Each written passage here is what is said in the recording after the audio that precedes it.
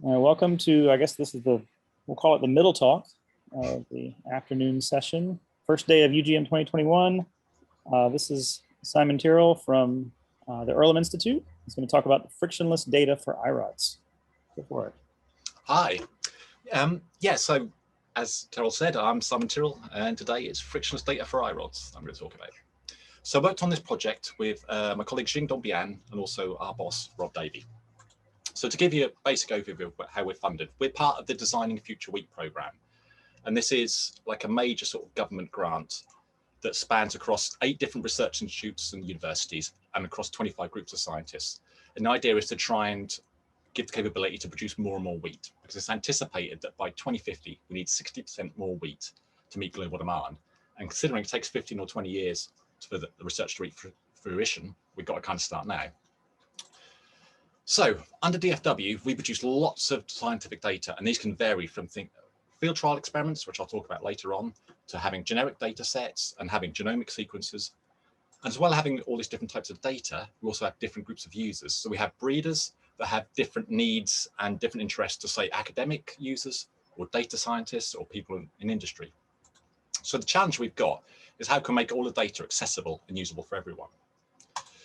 So our answer was to come up with a set of tools, which we call the grassroots infrastructure. And this is a suite of, I guess, what you call middleware, and it wraps up both industry standard software tools along with our own custom open source ones. And it works along the principle of having a consistent JSON-based API. So as long as you can talk in JSON, then you can use our system. And so we don't prescribe that you have to use Python or C or whatever, and it's platform agnostic, so that's great. One of the great ideas we nicked from the excellent iRODS is the idea you can federate grassroots instances together. And that's something that's really cool. And the whole goal is basically to try and share data and services in a fair way. So what do we mean by fair? So the fair data principles, the acronym I'll take you through now. The first one of these is findability. So the key thing is if you've got data, you need to be able to find it, make it findable by people. So you've got to make sure your data is described well with rich metadata. They should be easily accessible to both humans and computers, and machine readable metadata to make it the ability to have automatic discovery of data sets and services. Next one is accessibility. So once you've found your data, you need to be able to get at it. So whether there's an authorization or authentication needs to be done, and try and make it accessible across standard communication protocol, i.e. the web, and make sure that the metadata is accessible even if the data that it came from has disappeared.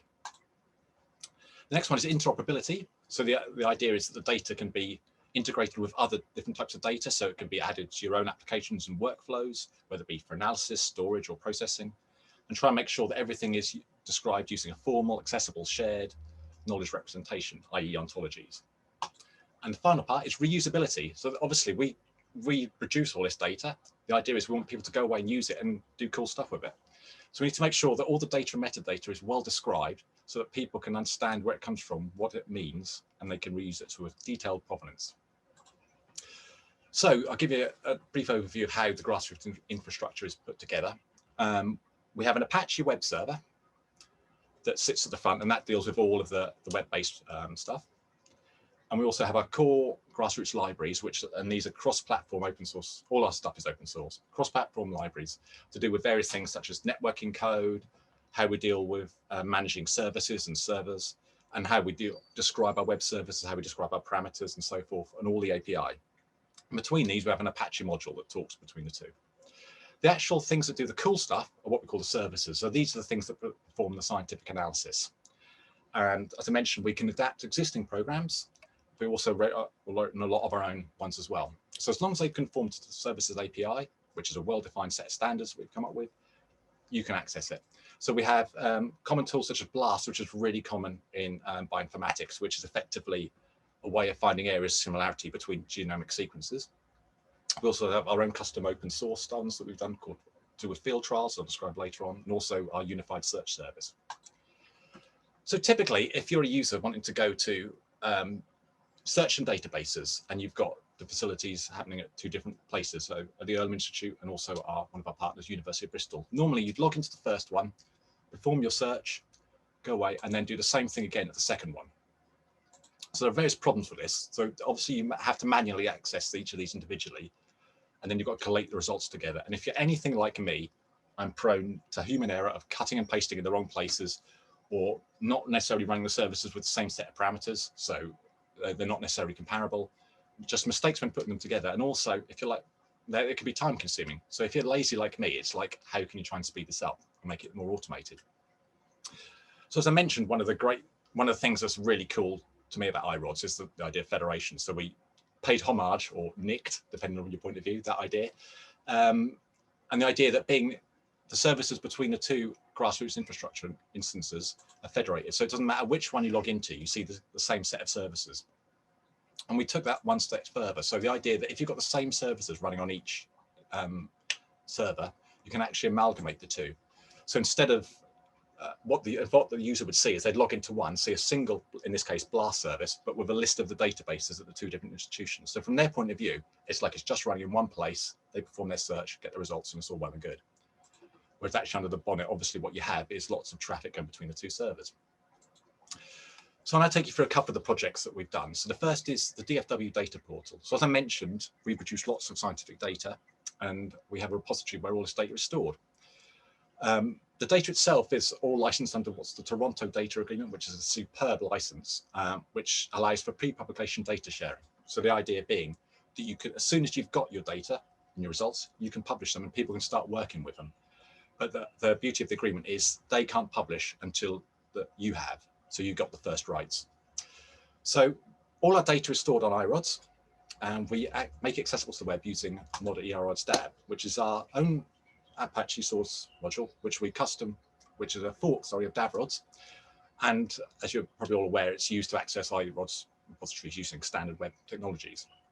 So initially it was done to just try and make things look nice and make them accessible on the web.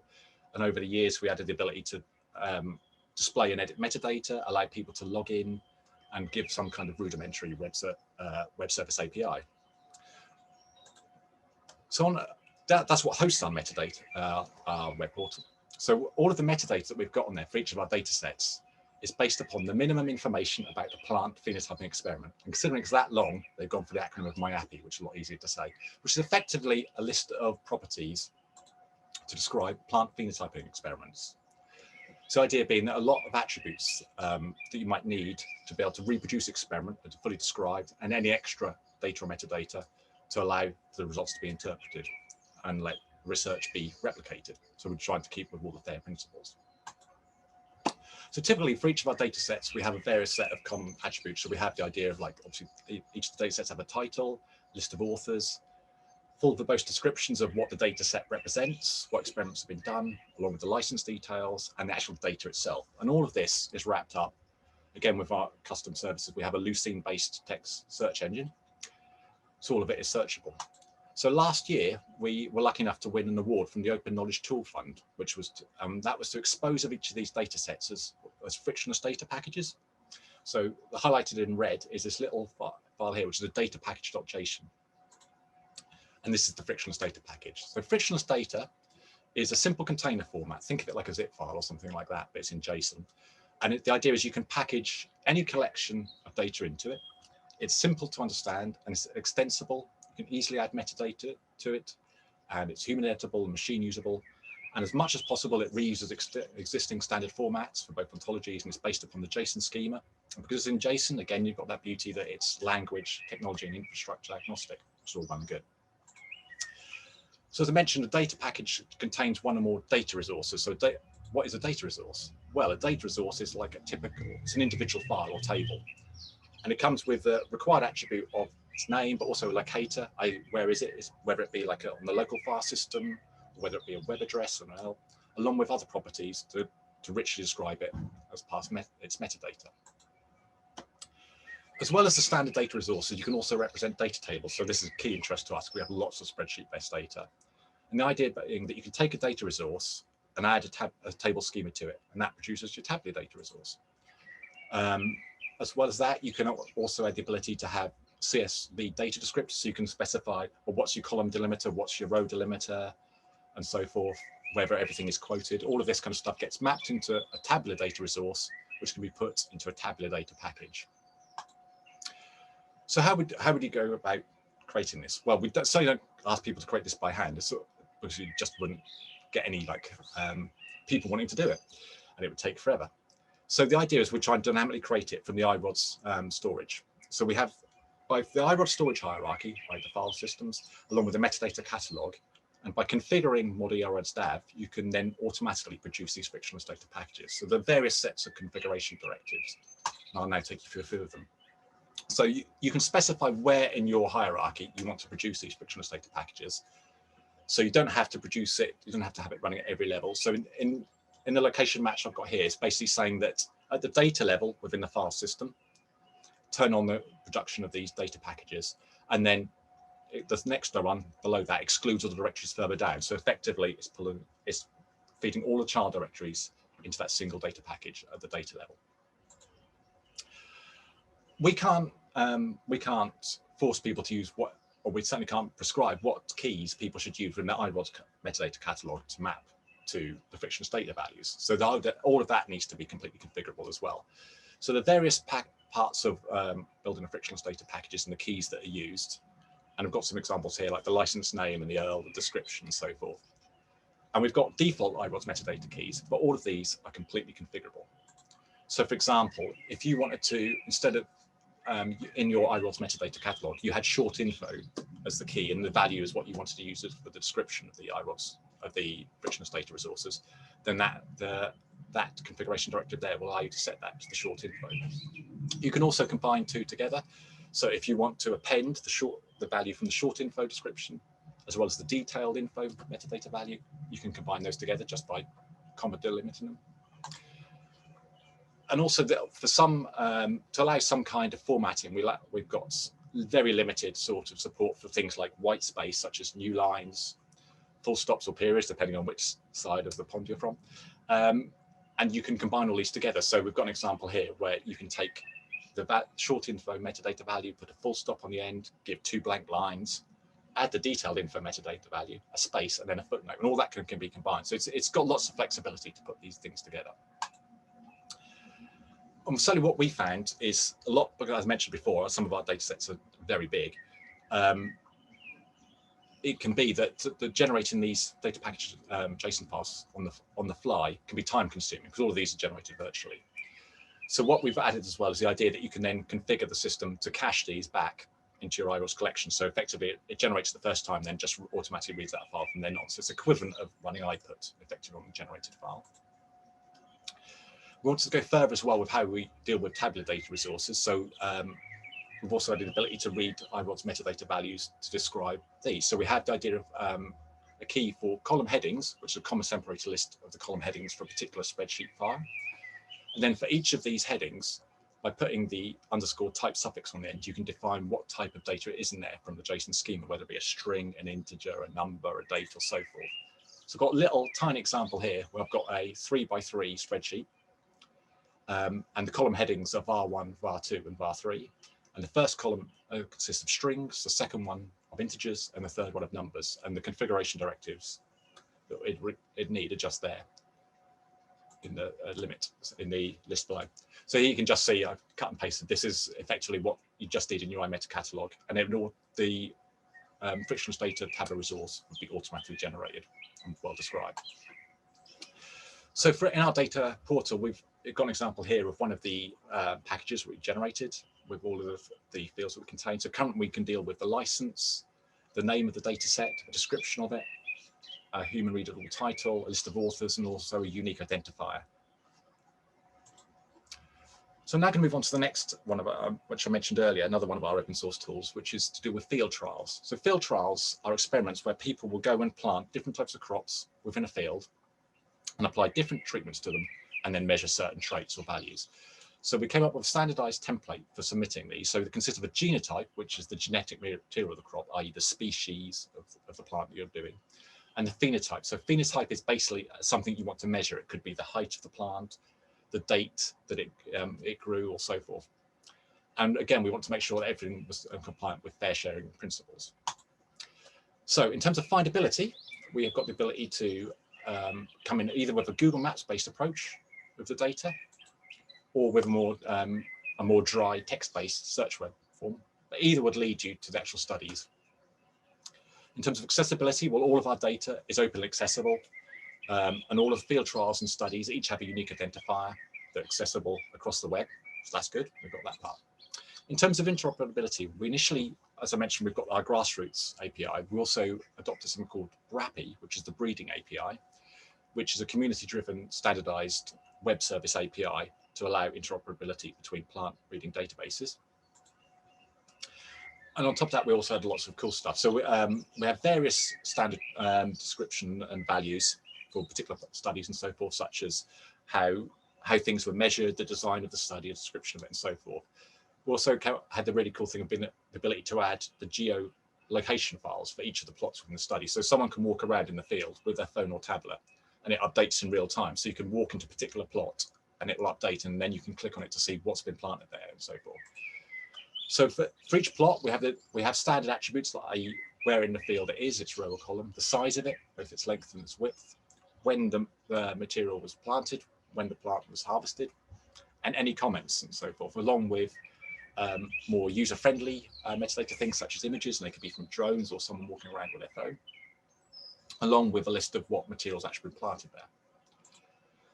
What the experimenters are often interested in, they're trying to measure stuff. So they're trying to measure phenotypes, and these consist of a triple, which is a trait, as in what it is you're trying to measure. So it might be height, the method, how it's measured. So you might be measuring the height from the soil or from further up on the root, and the unit it's measured in could be centimeters, meters, and so forth, along with its value and a date. As much as possible, we try and follow various ontologies. So we heavily lean on schemas.org, bioschemas, the crop ontology, the phenotype ontology, just as many ontologies as we can get. So as I mentioned before, we had the ability to expose stuff with web service APIs from grassroots and also BRAPI, and all this data is stored on an iRODS system. But also, we wanted something that was available for people who aren't comfortable scripting programming. So I did a workshop about 2 or 3 years ago, and for bioinformaticians, and their biological knowledge was way higher than mine. But they, in terms of scripting and programming, they just weren't necessarily comfortable. They wanted to work basically in something like Excel. So the idea we come up with is by using frictionless data, because it's, as I mentioned before, it's extensible. You can create your own schemas, so you don't have to use the standard data resources that come from frictionless data that they've defined. You can create your own. So we generated a list of schemas for each of the different parts of the field trial and made those available. So each of these studies are now available as a frictionless data package, and these consist of resources, and all of the details for a particular study are stored in a single file. So it's easy, you download one file, you get all the data that you could possibly need. So a lot of as I mentioned before, there are standard things like where something is in the field and its length and its height, sorry, its width, and the date it was planted and so forth. But for each study, you'll have custom attributes, i.e. each one might be measuring different attributes and also have different treatments applied, so different fertilizers and so forth.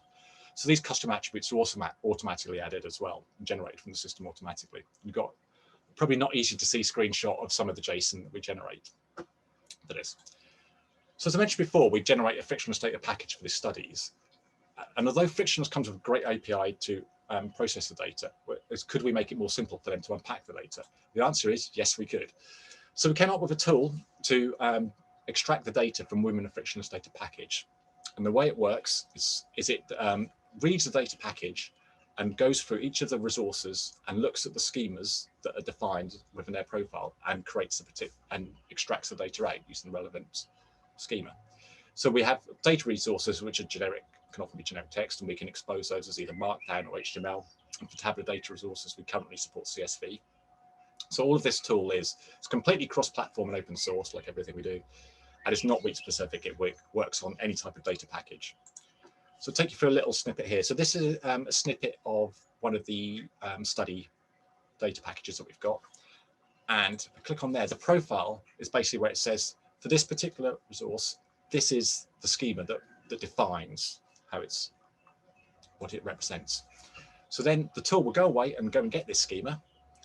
And from that schema, that reads what properties are required, what types they are, whether they be strings, integers, dates, and so forth, and can then parse the data from that original data package into the format that people would want. So here we've got a little snippet where that data package has been processed into HTML, and it's nice and easy to read for the people that want to use that. So we're really pleased with that, and that's been really useful. In terms of further work, well, we're trying to integrate and generate more and more frictionless data packages and integrate more and more within iRODS.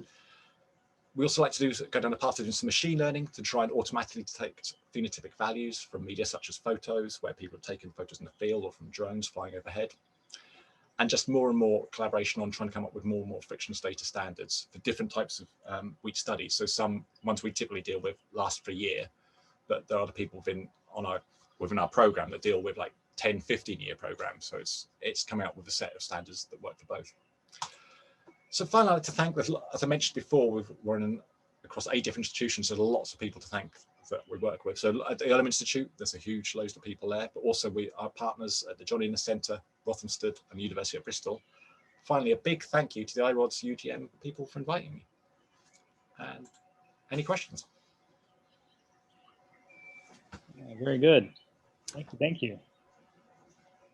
So the frictionless data standard itself is relatively new, as I understand. Yeah. Okay. This is when you submitted this is the first time I'd heard of it, and I went clicking around, and it seems very handy. Yeah. But also there wasn't a lot of other people talking about it, and that was the part I was confused about. But now I realize it's because it's so fresh. Yeah, it's new. I mean, it's just so useful. It seems to hit that nice part of the Venn diagram, the overlap, where it's easy to understand, simple to use, but you can extend it for whatever you want. And it just seemed to us like a no-brainer where we store all of our metadata on all of our files in iRODS, of just mapping the two together. And it just seemed like a win-win for us. Right, and right. Yeah. Very good. Yeah, and so you've not necessarily seen this work move beyond the wheat research community yet? In terms of what we're specifically doing with the frictionless data, I presented it to them about 3 or 4 weeks ago and got some interest. Yeah, because obviously normally we just talk in the wheat circles. When this stuff is there's no code that goes if wheat stop, Right. Yeah. So yeah, it's starting to get traction out there. Yeah, so we just go around basically plugging iRODS and frictionless data, going, like, if you want to solve your data sharing, these are like really nice ways of doing it, kind of thing. Mm-hmm. Yeah, so we go across the wheat circles, but any circle we can get into, we'll shout them from the rooftops. That's right. Very good. I don't think I've got any from the chat other than the things that I had asked already. So thank you so much. And thank you. We'll see you again soon. Cool. Thank you.